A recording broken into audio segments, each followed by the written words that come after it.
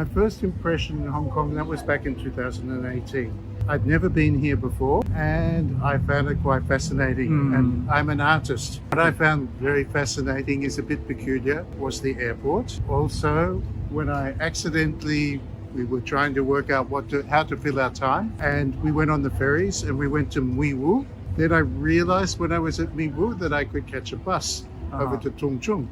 And then I could get on the cable car and go up to see the big Buddha. And I took lots of photos and I did a whole series of paintings. Very crowded and too compact, complex. Ooh, big and grey. I have my studio in a small village. Actually, I'm Belgian, but I have my studio in southern Spain.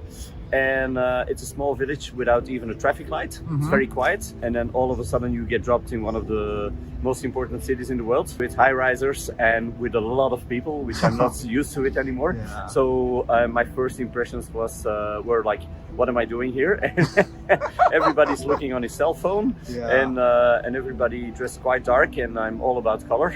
And that was and actually the first works I made, impression I never do, were black and white, which is very strange for me. First impressions, it was very vibrant, as you can see, very busy, very hot. We arrived in August, so very hot, and very similar to the UK. The buses, the MTR, quite similar to the UK. It was big. I come from a very small town, Canada, and so coming here was a very big change for me. I think I was just blown away by the size. It's like such a densely packed area, but obviously it's like so vertical and there's so many different people. I guess just the variety, the greenery and the things to do. Yeah, well, pretty much the same. So we came from the same place back in the UK, so it was very, we come from very like small villages and stuff, so like coming over here and seeing all the big city was just pretty crazy. It's just the people here are very nice, it's very welcoming, so much to do, the sports activities, it's sort of just like a bit overwhelming to be fair, but yeah, just really enjoyed it. The life out here is just very different. So. How easy it is to meet people. In Europe, you have to work very hard to open doors, to get people to help you. I'm a one-man show, but here the doors are already open. So we are taking very seriously, and I think everybody who came here, especially as an expat, if you ask for help, people actually help you.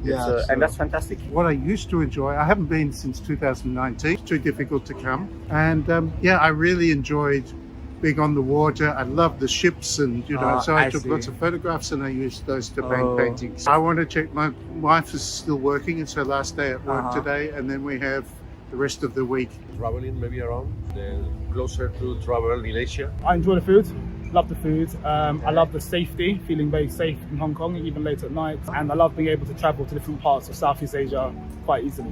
Just the variety of places you can go. There's lots of hiking trails, beaches, good nightlife, city life. There's a little something for everybody. I think it's just the convenience of everything. Like back at home when I lived, it was just sort of like everything's like so far out from everywhere, and I didn't really have much time to do everything. But here it's just like everything's on your doorstep really. You've got shops everywhere around the corner. You can go sports. You've got everywhere you go hiking. You've got the MTR. It's just convenient. I think the variety. I think in terms of the spaces in Hong Kong, like you have the city, you have the greenery, but also the variety of things to do and explore. Yeah, just like feeling very welcome by the people, and then they're sharing their passions with me and being able to try different things. I think Hong Kong is a great place to live, so the best advice would be to come here with an open mind, ask questions.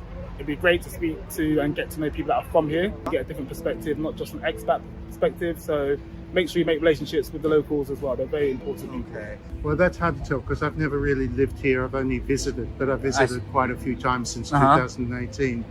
But I love Central. I've always been based in Central. I think there's fabulous restaurants of every type. There's a lot for people to enjoy with all of what Hong Kong has to offer. Yeah. Don't be afraid to ask for help. It is so easy.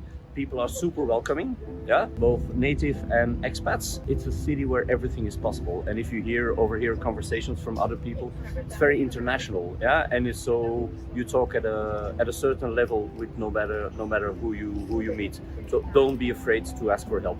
It's very un-European, but it's I think the number one advice I can give to people, especially people back home, is that it's different than perhaps in the mainland. There's a lot of differences there, and it's not what people expect it to be. The cost of living, it's manageable. It's definitely higher than what I was used to previously in Canada, but the salary and then everything else, it balances out. Very expensive. Belgium is not that cheap. Spain is very cheap.